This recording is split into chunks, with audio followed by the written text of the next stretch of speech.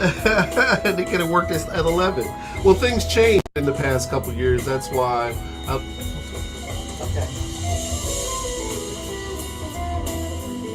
I can do 11. I can do 10. I can do it.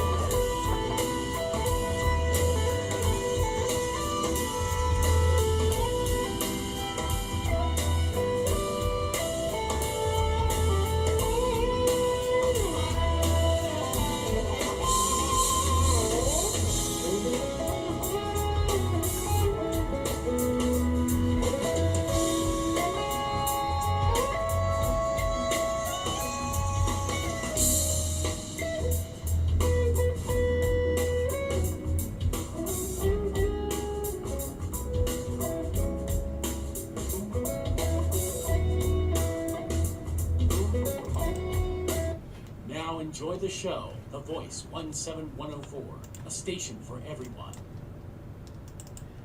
Welcome to Did You Know podcast, your host, Richard Utley, dedicated to the African American viewers. The program is aimed to celebrate African American culture and deal with the real and relevant topics that impact the everyday lives of the African American community through frank and insightful dialogue with local and national influencers.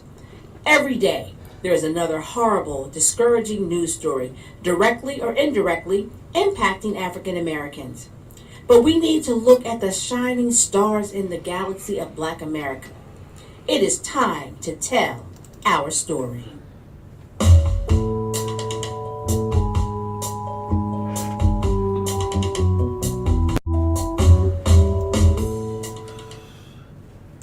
Well, good day, good day. Well, what are we going to talk about today? I think I have an interesting program that I'm going to bring on today. But before that, all of you are used to my commentary before I start my program. So today, I got a couple things I want to say. You know, I always discuss with you history and the importance of history and the importance of you knowing history and learning history. And I'm going to give you a primary example. I'm sure most of you, or some of you, have heard that the President of the United States had invited 5 African leaders to the White House last week. In meeting with them, he ended up talking to the President of Liberia. And he said to the President of Liberia, "I did not know that you could speak English so good." And not only he said he didn't know that he could speak English so well, the fact that where did he go to school at? And here's my point, ladies and gentlemen. You should know, some of you know and some of you don't know. First of all, Liberia speaks English. That's the first thing. The second thing you probably don't know, or you should know, is that way back, and I'll bring up some names, I want you to do some research, like Marcus Garvey or somebody of that nature. There was a movement way back, right after slavery, to have many slaves go back to Africa, because that's where they were brought from. Remember? Slaves were brought from Africa here. So what happened was many of them did go to Liberia. If you look at the Liberian flag, it has a semblance of the United States flag. But my point is this here. You need to know that. I keep telling you, history is very important. And that's why I always say we need to do our own research. Now, there's been a controversy about the way the president said it to the individual. Some saying that he was giving the president of Liberia kudos. How did I see it? I didn't see it that way. I saw it being very offensive. Offensive saying, excuse me, you can speak proper English? And where did you learn it at? That's why I think it's very important for many of you out there to teach people history is number one. Number two, so they'll know. Teach history. And number two, that's why we got to have these programs to define who we are. Because if we don't define who we are, there will be a lot of people that won't know no better. It's just like when I watch cowboy movies. I watch cowboys all the time. Growing up, I watched a lot of cowboys.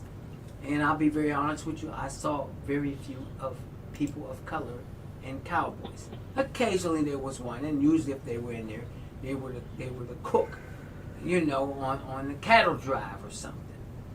But there were a lot of black cowboys that you probably did not know. So you need to start to look at and read about it. If I bring up Bass Reed, first of you guys will say to me, ladies and gentlemen, who's Bass Reed? I want you to do your research and find out who Bass Reed is. Since when I brought up cowboys, find out who he is. Don't let anybody do your own research and find out what's going on. We have an obligation to do that. You see the movement to change history or forget history or act like some of history never existed. It's too late. You can't undo history. History is there. And that's why I always tell you, sometimes you need to know history because you don't even know where you came from, let alone you don't know where you're going. And so I hope that you take this lesson of the President of the United States saying to the President Liberia, oh, you speak good, proper English. And where did you learn it? Not knowing that you have a lot, not knowing that there's a lot of institutions in Africa of higher education. I know there's been this concept of the continent of Africa being dysfunctional and always got their hand out. That's not true. Do your history and you'll find out there's a lot of things in Africa that was brought over here before over here knew about it. So I hope that you take that lesson to jolt you to do some homework, some research in terms of your own history. So I'm going to give you a couple names and then I'm going to bring up usually my history. I want you to do your research, and I think it's going to be very important now. It's going to be one of the important things. I'm going to give you two things today that's probably going to be very important to you in the next few months and maybe in the next year.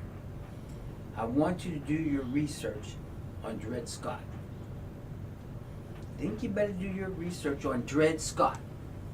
And the other one is Brown versus the Board of Education. Just do your research. Find out who first of all, what's this whole Dred Scott thing about? And two, what is Brown versus the Board of Education? Because those things are going to affect you, affect me as we go on now. You can see the changes. And some of you sit back and think it doesn't affect you. Ladies and gentlemen, it may not affect you, but it may affect your grandkids and your great-grandkids. It might affect other people that you know. And I'm going to close with this because I think you can see it. I think you can see it with this whole movement of ISIS picking up all these people and deporting them and sending them out of here. And I see that a lot of people, they were for it. Yep, get rid of them all. But now they're saying, well, we didn't mean for you to get them all. Yes, you did say you were going to get rid of criminals. But we all know there's a lot more that's getting deported that are not criminals. But some of them are not here because they should have been, and they tried to register some of them. There's a lot of reasons. But I've been reading a lot where a lot of neighborhoods had a little restaurant here and a little restaurant there, and they knew everybody worked there. They knew the cook, the dishwasher, or even the owner of the establishment. And they don't bother anybody, and they've been knowing them for years and years and years. Sometimes 10 years, sometimes 15 years, sometimes 20 years. And all of a sudden they see them handcuffed, shackled, treated like a common criminal, treating somebody terrible. You shouldn't treat nobody terrible. You should respect everyone, no matter what. Everybody deserves respect. And now we hear this cry. Oh, it's terrible. It's terrible. Yes, it's terrible. And we, as a people, not only the people of color, but people in the United States of America, we talk the talk, saying that we are free, we have liberty, and now, look at it in perspective, where are we at?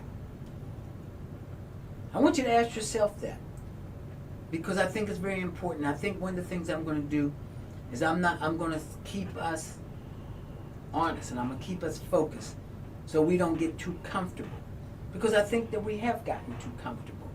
I think we have taken a lot for granted, and rightfully so.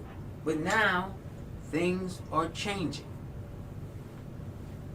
and so it's our responsibility to look out for our interests. That's political, as well as educational, as well as economical. We need to look out for ourselves so that we can make sure that we get a genuine piece of the pie and a view of who we are. Because sometimes I think, and I've said this before, and this is why I have this program, is because people have defined us, and that may not be true the way we were defined. And not only may not be the way we were defined, but at the same time, we're all are not the same. We're a multicultural people like any other race. And so therefore we need to be looked at that way and not in a shadow mirror. So that's my commentary for today. I'm going to bring up the 3 history people that I bring up for you to look at. Who's Charles Drew? I want you to do your research and find out who he is. I want you to find out who he is. He's somebody, but I want you to find out.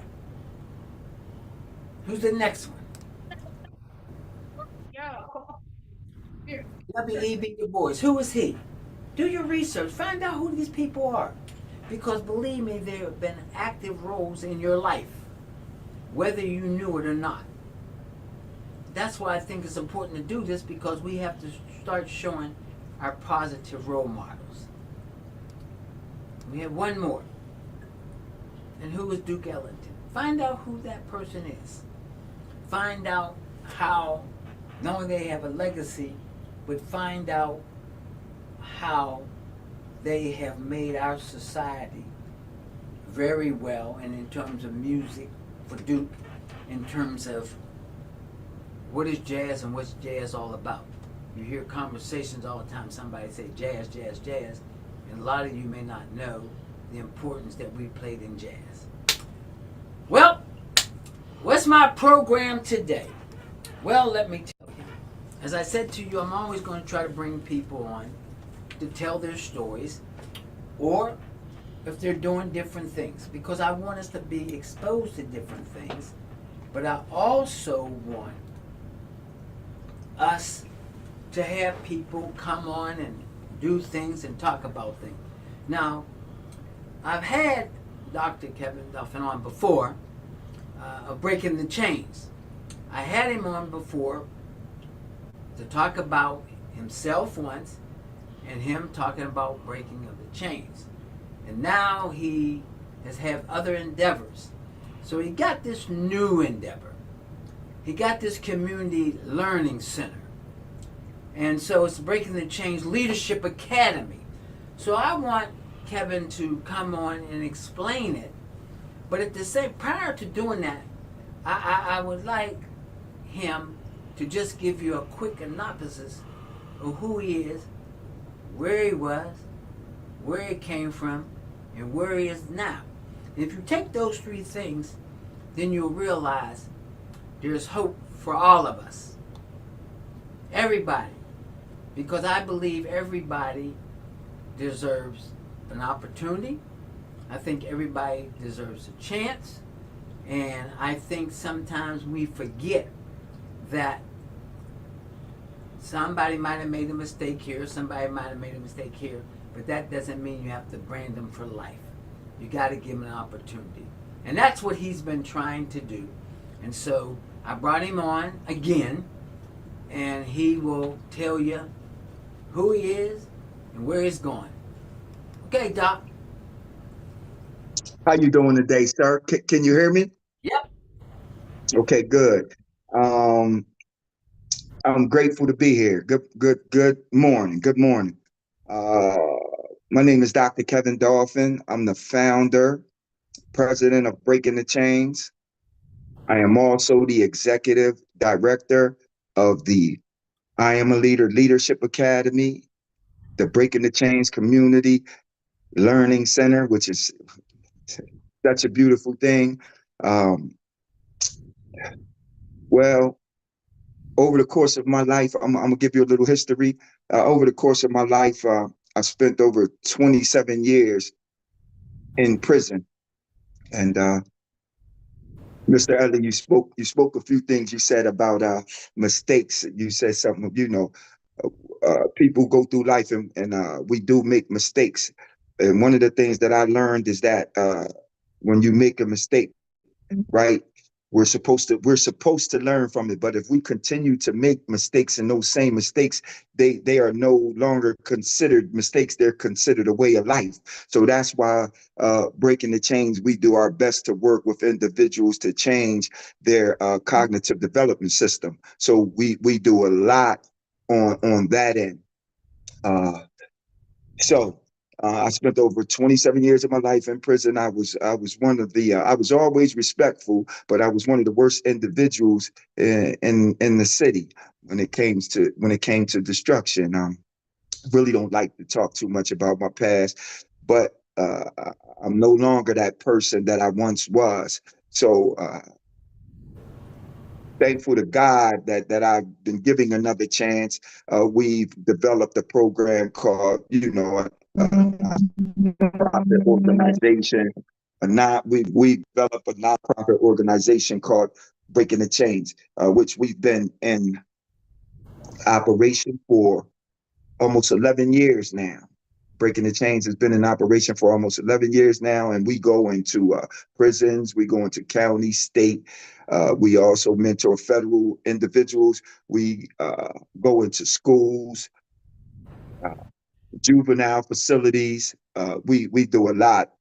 I mean, it's just so much that we do, and the staff at Breaking the Chains is so great, and they care about individuals.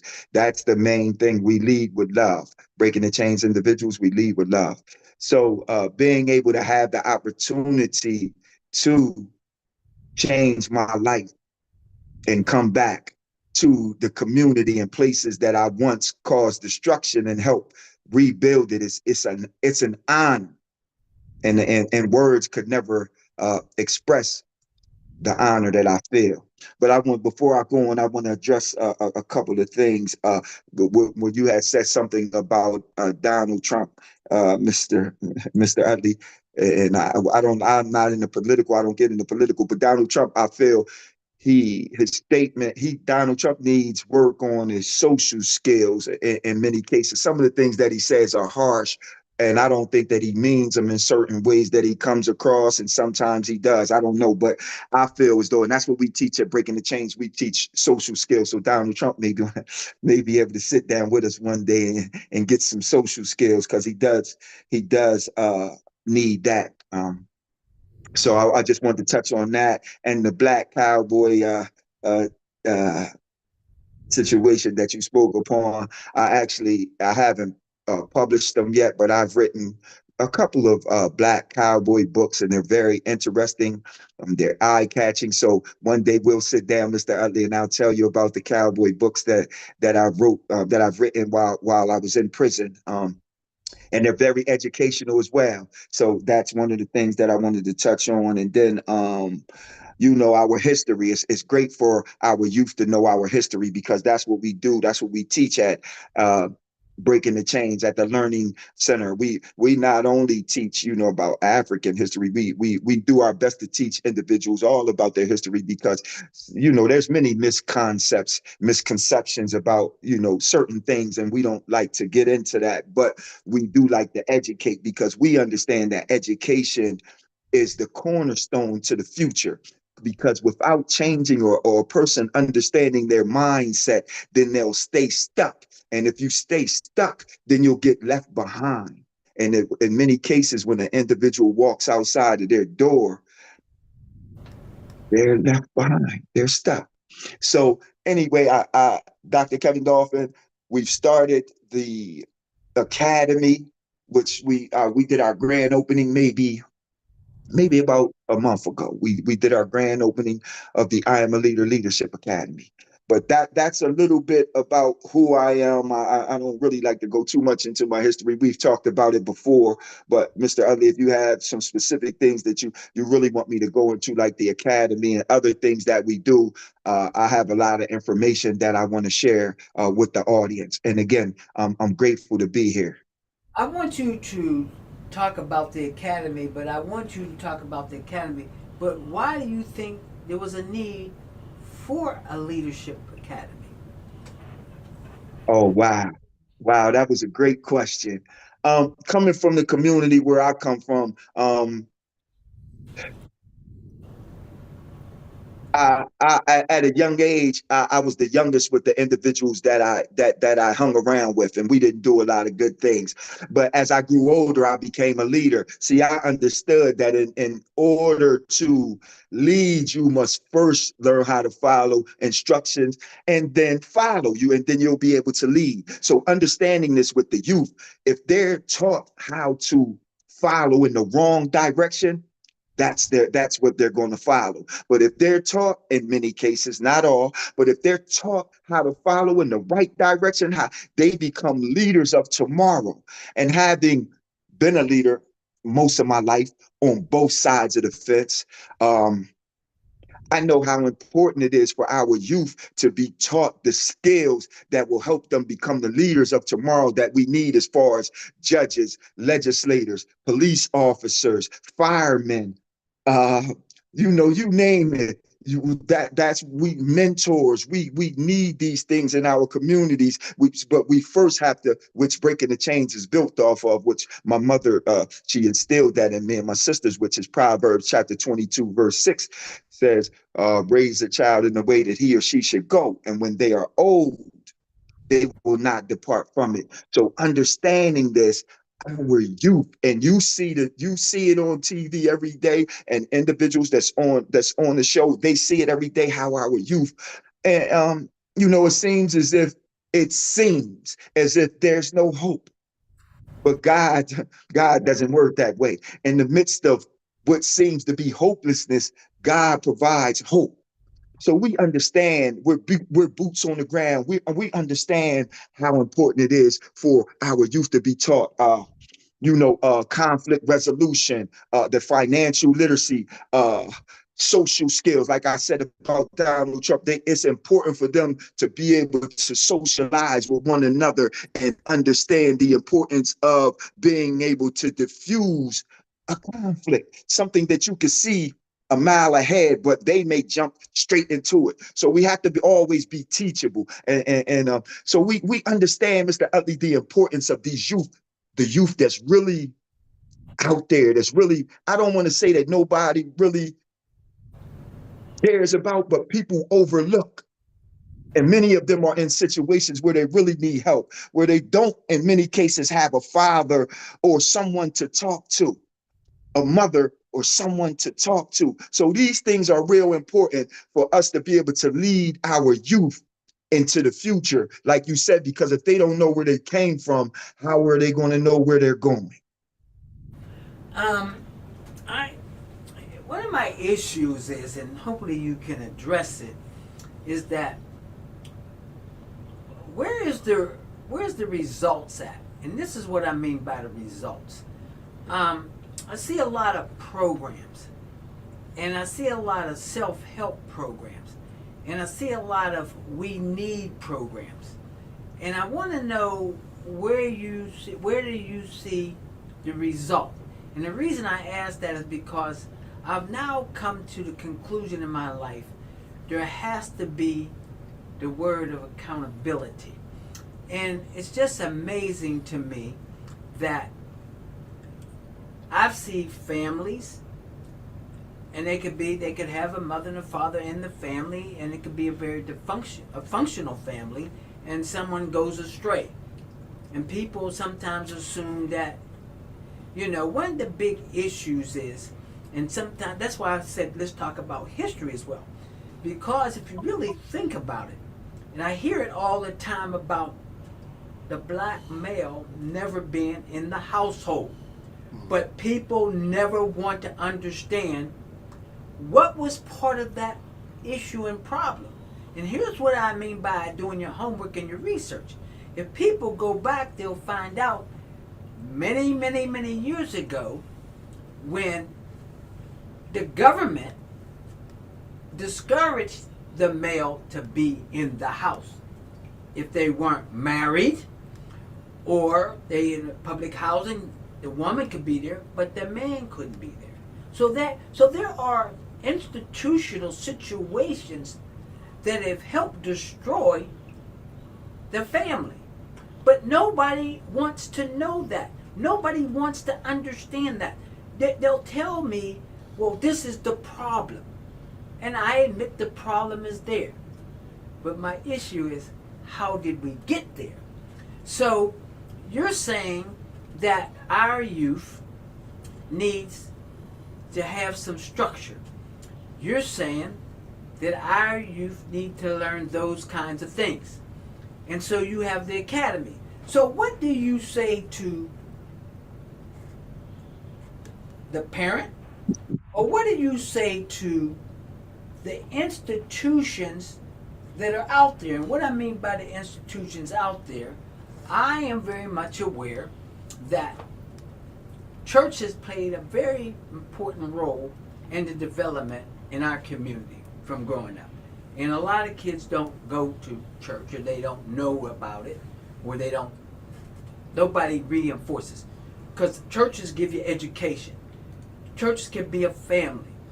Or it could be the Y's, NAACP, it could be the Y's, it could be the Girls Club, it could be the Boys Club. So you had those institutions out there. So why do you think that your organization is so needed? Please tell me. Yes, sir. Thank you. Thank you for that opportunity. Well, but I'm glad you brought that up, because one of the things I was just uh, at the YMCA, Camp Curtin YMCA on 6th Street, last week, talking with Mr. Mills, seeing how we could partner with the YMCA to get some of the youth that's on the street opportunities that they may not have otherwise. So that's great. I'm glad that you brought that up. But one of the things is this.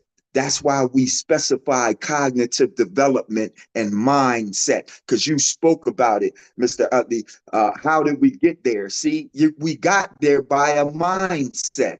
See, if we get where people take us, where they lead us, that's where we go. So here we go. This is see, we have the Leadership Academy, but in a change, learn.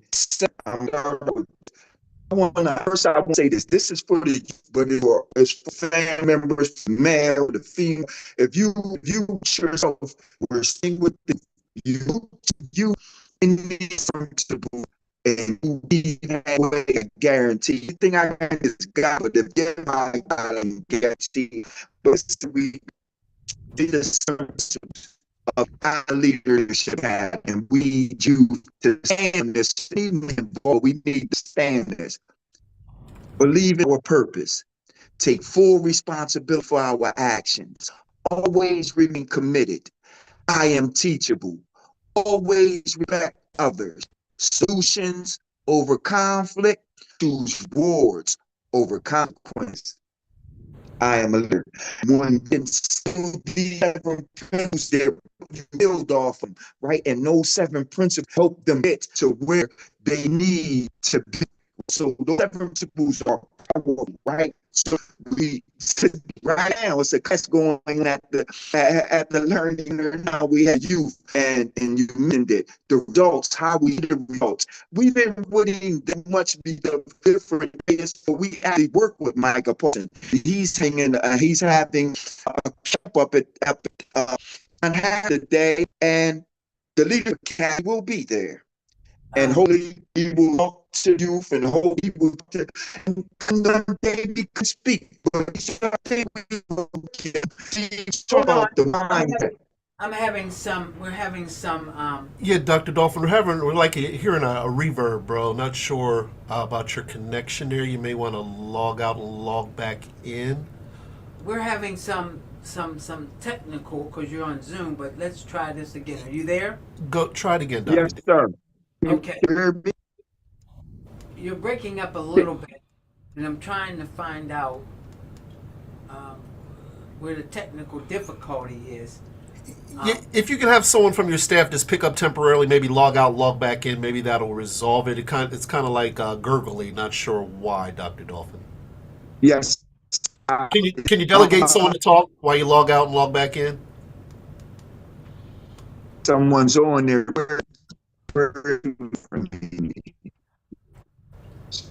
Okay. Who do we have here? You know, all these modern techniques here, but we're having a little difficulty here. But while we're getting this together, I still have some things that I want to say. You know, ladies and gentlemen, we got some issues that we have to do a better job at. Why do we always try to make our young people a lot of times feel that they're different? Why do we sometimes feel that they have to be special? Why can't they just feel that they're normal? And that's been bothering me for some time, and I hope it's been bothering you as well. Because why do we tell them, oh, you're different? So already we're setting up a mindset of telling these people that they're different, but they're not different. Yeah, sometimes the cards are played very different for different people. But we don't have to allow that to define us. So I hope that if nothing else today, is that you encourage people, young people, old people, whoever, senior citizens, that we all play a very important, significant role in life. And that's why it's so important that we encourage. So when Doc said, that we need to learn certain things, he's absolutely right. Now, there are some causes for that, Doc. We do understand young people are having children, and some are not mature enough to even be a parent, and so but they've never been held accountable. I was at a situation the other day where a young person, very, very, very young, their language was atrocious, and I was appalled to it, but that young person was only speaking what they heard. And not only what they heard, but the parent didn't see nothing wrong with it because the parent allowed it. And so when they went outside the family and went somewhere in public, people were appalled to it. When they were called to the table about it, the parent was like, oh, okay. So what do you think about that, Doc? Yes. Can you hear me now? Am I good? Yeah. Go ahead. Yes, sir. One of the things I've been learning is not that language is appropriate at all, but in many cases, and not the parents, the youth have to be met where they are in order for them to understand. Once you meet where they are and you're able to raise their level of comprehension and they can see themselves as they've never seen themselves before. I think they'll begin to see our ways, but they'll begin to see the ugly side of themselves. And because of choice, the things you were saying, I see it and I run into it all the time. But I have to be able to understand it. And that's another reason for Leaders Academy. So can you guys hear me? Because I want to get into what I was saying. Go ahead. Yes. So we've created curriculum, and this curriculum is an 8-week, 16-session curriculum that helps the youth far beyond. It helps with their academic skills. Even after they go back to school, it helps them socially. It helps them so many ways, helps them their attitudes and behaviors at home. So it helps them many different ways. So this right here is what we have. Oh, and I have to give this is one of the main reasons for the Leadership Academy.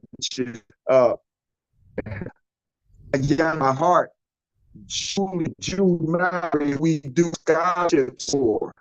So any school except the Nancy High School, they separate curriculum and allows us to come provide scholarships to you. So those are some of the things that we do. But again, as I was saying, we have Michael Parsons. He's up, John Harris today. And the Leadership Academy will be going up there. We will be attending it. Hopefully we can get Michael Parsons to speak to, some of you. We want to bring him back to the program and get him to the academy. But back to 7 principles. We get the youth and the family members to stand on those 7 principles. We can help change their mindset, and then we'll help them go further.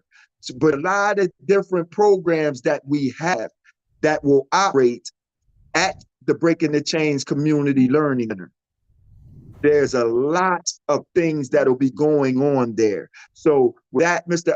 We need individuals to get involved. We need parents to get their youth signed up for the academy. We already started, but this is a year-long program. Even after school, we'll be doing we'll be providing social skills, the cognitive development skills, the emotional skills. We'll be doing all of that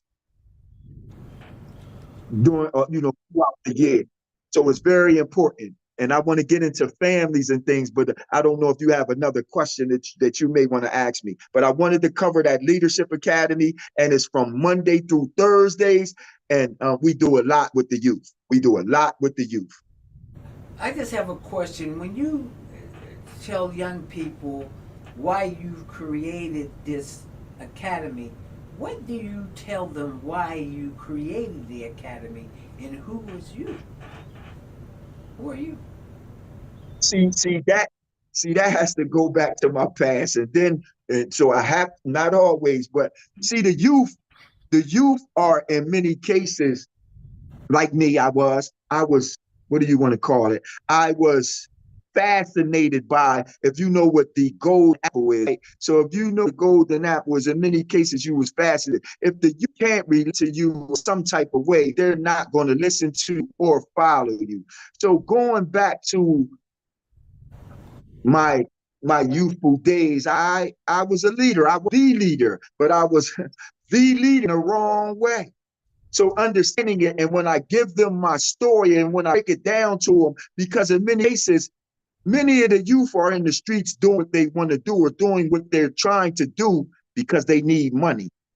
Now, you get the money legitly. We don't teach the youth. See, that's why you got to get them at a young age. Proverbs 22, verse 6. We don't want the youth having to search and be fascinated by those fancy cars and those maybe individuals standing on the corners or where they may see them. And I judge anyone because that individual was me.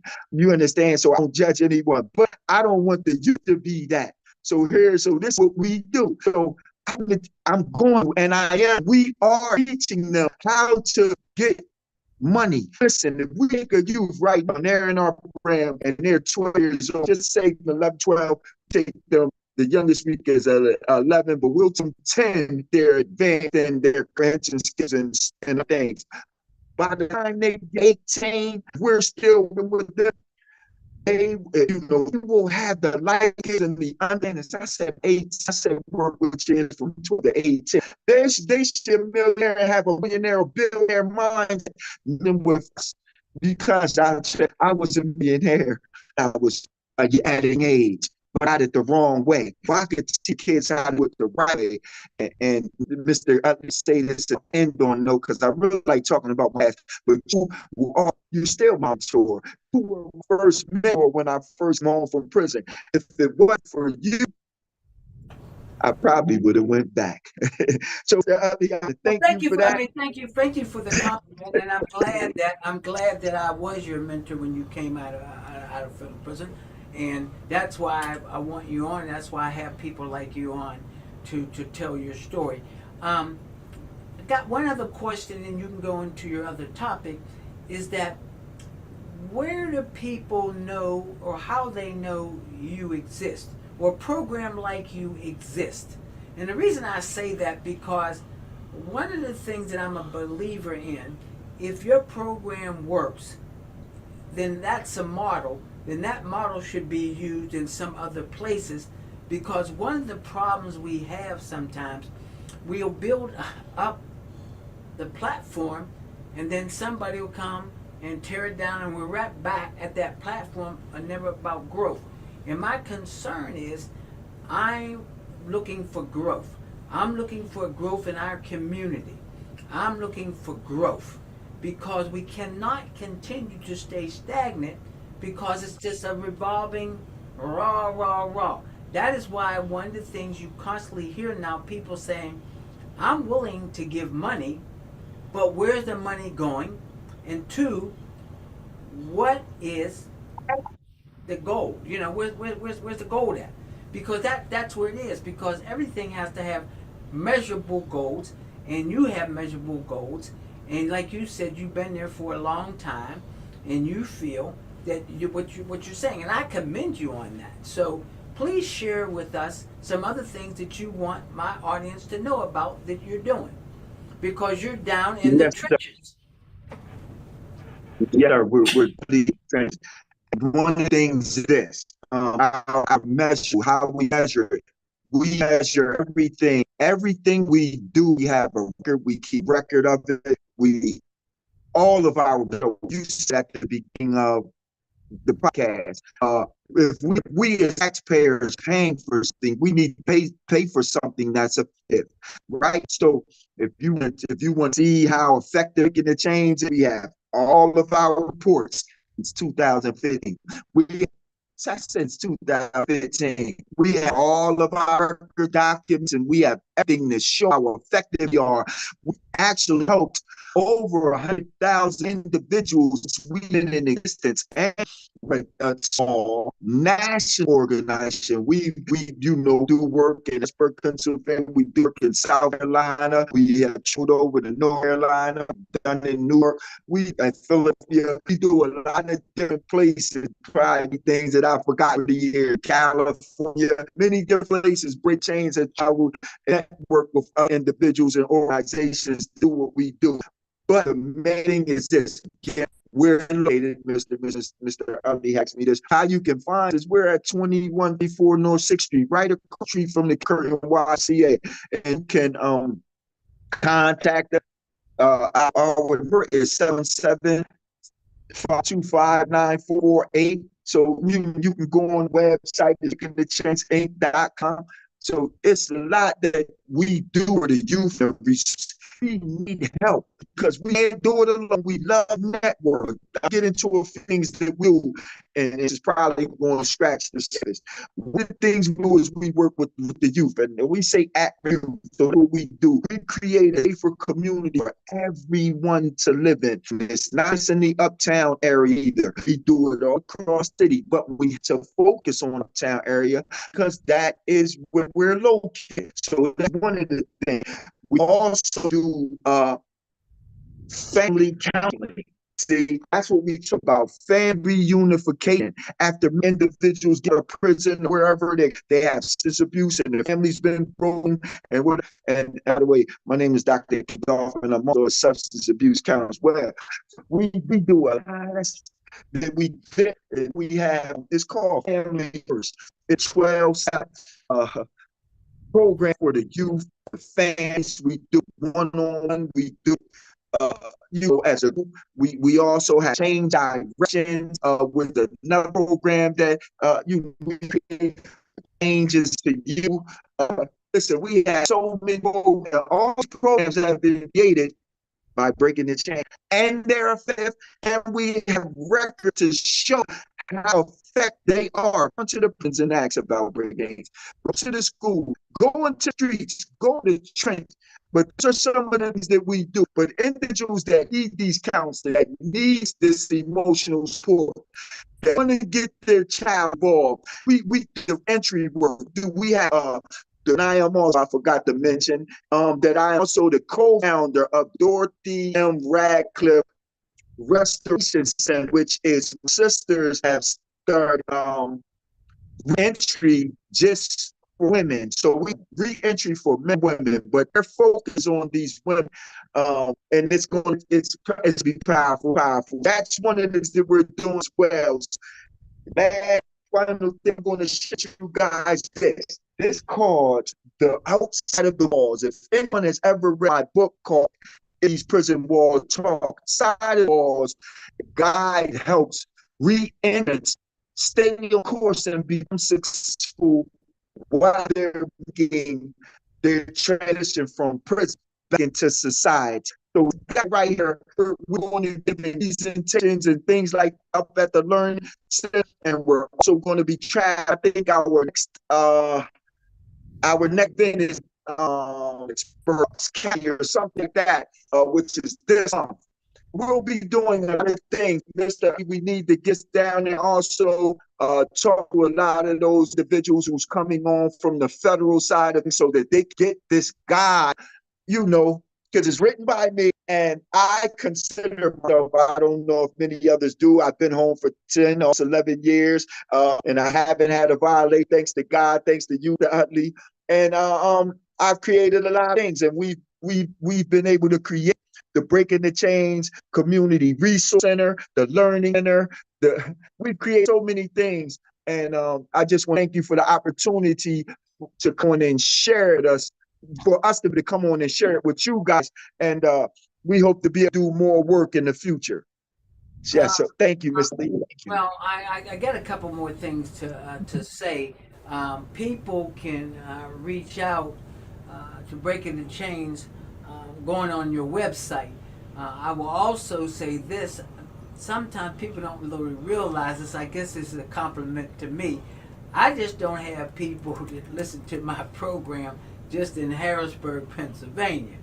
I do have people that listen to my program in Pittsburgh and Philadelphia and in North Carolina and a lot of places. So I do have people listening to it, but I want them to get a perspective that they can go in on your website to look at your model and maybe some of the things that you're doing, that somebody else can do those things as well. So here is, I'm bringing it up now, your website stuff, and just hold up right there. Help us empower change in communities and all across the nation today. And I know that you have, people probably don't know this, but you have this same organization in South Carolina. So here we're going to go slow here, real slow here. I want my audience to see who are Breaking the Chains. Okay, we're going to bring some more up slowly. Just leave it there, right there. Here we're talking about your vision. This is your vision. This is what you're saying. A vision is to create a world where every child has access to quality education, health care, and basic needs. We lead by investing in children. We're investing in the future of our society. I totally agree with that. I want people to understand that. You also have our approach. Here it is here. Breaking the Change. We believe in caring, understanding, approach that helps children in need not only provide them with cognitive development, but education, health care, and emotional support. We look closely to underserved families and communities to understand their needs and create. That's a very important thing. And what is your impact? And I asked you that, and you already responded. Over the years, we have impacted lives of thousands of people. And the reason why why I brought that up, because so often there's a lot of naysayers, and naysayers bug me sometimes. And they'll say, "Oh, they ain't doing this, they're not doing that," but they have no backup or statistics. Because if one person had a bad experience, they think everybody should have a bad experience, and that's why one of the things that I'm now starting to concentrate on, you got to give us a chance. I own a restaurant, you come there, the service might be bad today for whatever reason. Well, please give me another chance. Just don't, cross me out. Why do I say that? Because I've seen it. I've seen it especially in our community, where sometimes you won't give us another chance. You give everybody else another chance. And that's why it's important to have a program like you have, Breaking the Chain, because it's about giving somebody another chance. And that's why I get so upset when people say to me, oh, this person was a convicted or whatever, something negative. Never gonna allow them to be labeled that way all their life. Why? Giving them another chance. Sometimes, the road bends every now and then, but give them the chance to correct it. And that's why I commend you on the things that you do. That's why I wanted you on the program, so that you can say, hey, I'm here. I'm in the trenches. I get my hands dirty. And when you say that, I want other people to look at you, and I'm going to say this, and you'll laugh what I'm getting ready to say. I'm saying that to you for those that are your supporters, and those who are your harshest critics, and those that are your enemies. Because one of the things you are doing, and I want people to understand it, because I hear it all. If you walk the walk and talk the talk, and I commend you for that, because there's a lot of naysayers, got a lot of negative stuff, but what are they doing? And that's why I have this program, is so that people can see what other people are doing. I can bring 5 people in here that would have something negative to say. But at the same time, I would say to them, if you said something negative, what can you say positive? And then it becomes, So I believe from now on that we have to start holding everybody accountable. Because, let me tell you, ladies and gentlemen, we got a tough road to hoe. And we need to make sure that we are prepared. Prepared. And I know what things used to be, might have been and should have been, it could be, but now we're responsible for our legacy. And so, therefore, I didn't get to where I got to if somebody didn't reach back and pull me up. I admit that. I'm amazed sometimes that people that played a role in my life. And it's important that if they played a role in my life, I should play a role. And so, all of you out there that are somewhere and you're doing something, it's time to reach back and pull somebody else up. I always hear this, pull us up by the bootstraps. And I laugh about it because sometimes we didn't have no bootstraps to pull up, or we didn't have any. It's easy to say. And that's why I think it's very important that people understand how we got to where we got to. And I'm going to have you say what you want to say in terms of closing, but I want people to understand something else. I want them to think today. Think about this. You worked in the fields. Okay, you were a slave. They say, okay, you're free. And they say, okay, go.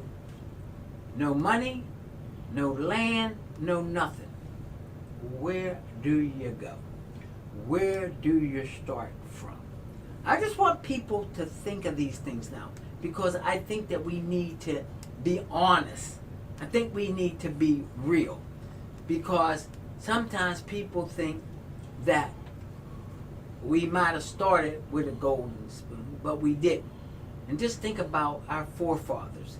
And that's why I'm very, very, very critical now of our legacy and our forefathers for what they went through and where we are now. And that's why I get upset when kids say they Yeah. don't go to school, they don't care about school, when at one point you weren't even allowed to read and write. And people need to know that. They need to know at one point you couldn't read and write. And now you have the ability to read and write, and you need to know how to read and write because there's nothing more for you, whether you get a lease or sign a check or whatever. So I'm going to hold people very accountable from now on. But I'm going to let you tell my audience what you want to leave them with. Yes, sir. I want to thank you for having me. I want to thank you again for having Mr. Ali. And like you said something, and I'm going real short. You said we used to talk about this when we was in prison. When they let the slaves go, where was they going? Some of them wanted to stay there with Mr. They didn't have no plan. They didn't know where to go. So I equate that to us coming out of prison. So you could still be in prison on the street, you mentally in prison. So anyway, when I came home, Mr. Ali, you was there. You were there from day one when I came home, when I had to deal with certain situations, and you actually helped me help guide through it, right? You mentored me through it. So I understand how important mentorship is. So that's what I want to leave individuals with. If you want somebody to understand the ups and the downs, the ins and outs, and what's going to happen, what has happened about this re-entry thing, stop by Breaking the Chains. Let's help, man. Family reunification. I am a leadership academy. We're going to be doing a lot of things, man. The mindset, that's the most important thing that you own is your mindset. Change your mindset and you change your life. My name is Dr. Kevin Dolphin. Mr. Ali, I thank you, man, for allowing me to come on your show again and share the viewers what I have to say. Well, I want to thank you. I want to thank you for coming on. And, you know, it's about us telling our own story. It's about taking people like you and highlighting you so that you can tell your story. Because too often what happens, you had a grand opening. Yeah, it was on the news for 2 minutes. And they gave you some kudos for 2 minutes and then it was gone. It's no more different when they talk about crime or what's going on in our community. It's a 2 minute and it's gone. So we don't get the whole perspective of who we are and what we're about. But I want to leave my audience with this today. We got to do a better job of educating ourselves. We got to do a better job of telling our story. Because history is trying to be changed. It can't be changed. And now we got to tell the story. We have to tell the story of whether slavery. You know, the issue was that we did serve in World War I, II, the Korean, the Vietnam, the Civil War. We participated. We participated in all those things, and I want us to start telling our story. I want us to start telling the wonderful things about our story so that kid or somebody got their head down because they're ashamed of who they are. And they shouldn't be ashamed of who they are because we are who we are, and we should be grateful for who we are. And there's always bumps in the road, but that should not define us. And I'm glad that you did not allow anything to define you. You took your hopes, you took your dreams, you took your vision, and you did something with it. So I'm going to leave this. So some of them naysayers out there, then you step up to the plate, and then you do something as well. So thank you very much, and I'll be seeing you in a few more weeks. Yes, sir. Thank you. Yep. 104. We will be here on The Voice 17104 every first and third Tuesday from 6:30 p.m. to 7:30 p.m. Once again, thanks for viewing. Remember to visit us on Facebook at Richard Utley, and we welcome your questions